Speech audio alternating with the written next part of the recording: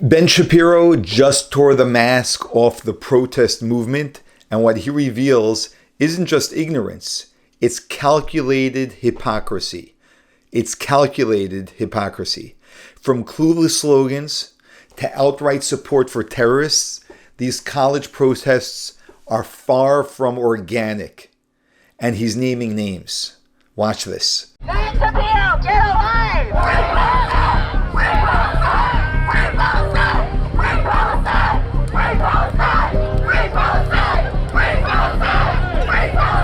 The truth is, for a very long time, professors and administrators at major college campuses have been supportive of terror groups, including Hamas and Hezbollah, going all the way back to when I was in college. What's happening right now is that the mask is coming off and people are beginning to notice. All of that was hidden under the surface of broader, quote-unquote, anti-Zionist concerns, or opposition to policies of the state of Israel, or oppositions to Benjamin Netanyahu. And it turns out that all of that was a lie, that what that really was simply a cover for Jew hatred, which is why you're seeing mass protests in favor of Hamas.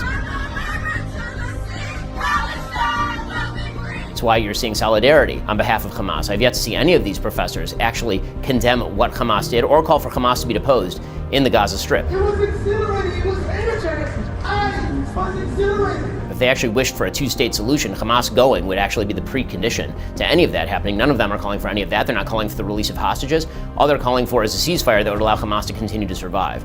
That comes from one of two places. Either actual radical Islamism, which is a serious problem in Middle Eastern studies departments around the country and among administrators and among some students, or it's a moral relativism and an intersectional theory of the world in which the quote-unquote powerless and dispossessed are an alliance against the more powerful, and the Jews are quote-unquote the more powerful. And what you're seeing is all these organizations that are aligned against all sorts of discrimination and marginalization except for the Jews. When it comes to the Jews, because the Jews are too powerful, because the Jews are quote-unquote white, because the Jews are quote-unquote colonizers, that means that the Jews can be targeted at women at will. And what Hamas is doing is actually an act of decolonization. It's freedom fighting, it's not actual baby murder. If we don't step up boldly and courageously to end the imperialist project that's called Israel, we're doomed.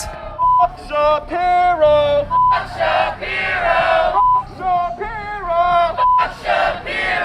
Yeah, it's certainly not easy to be a conservative on college campuses these days. You have a lot of administrators who are directly opposed to your point of view. You have administrators who are willing to look the other way at students who are mistreating you on campus. And of course, you have student groups and groups of students who are out to, in some cases, even physically harm you.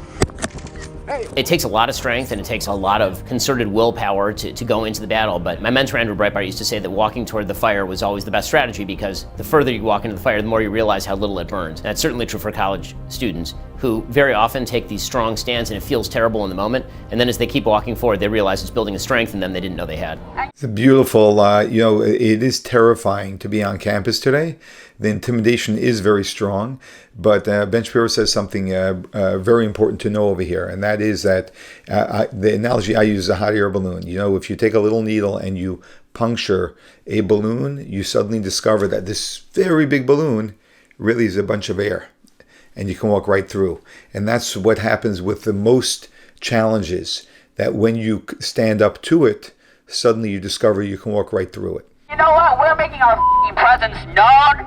We're proud fags and trannies, and we're not going anywhere. It's unbelievably important that YAF be on college campuses. College campuses have been overtaken by moral relativism and stupidity.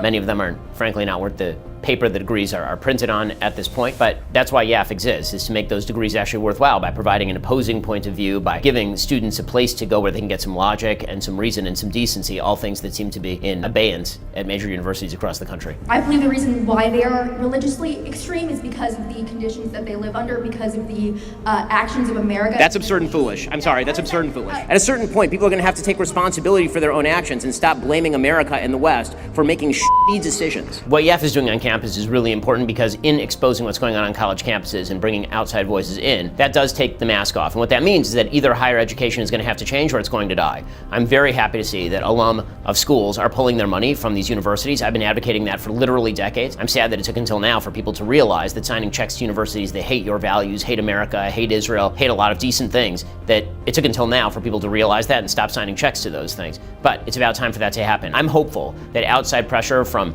both donors and students, parents, and the business community, that could change educational institutions into what they once were, places of education.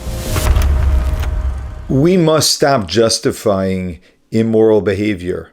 a violation of law because people feel hurt or feel oppressed. That's not a justification to do things which are wrong.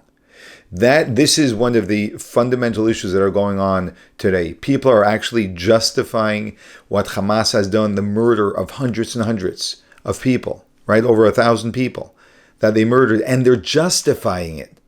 They're justifying rape. And they're justifying their violation of the law here in America because of the cause, because they're a victim. You're a victim, take responsibility and make change slowly and steadily. Don't violate laws or all accepted human values in this world.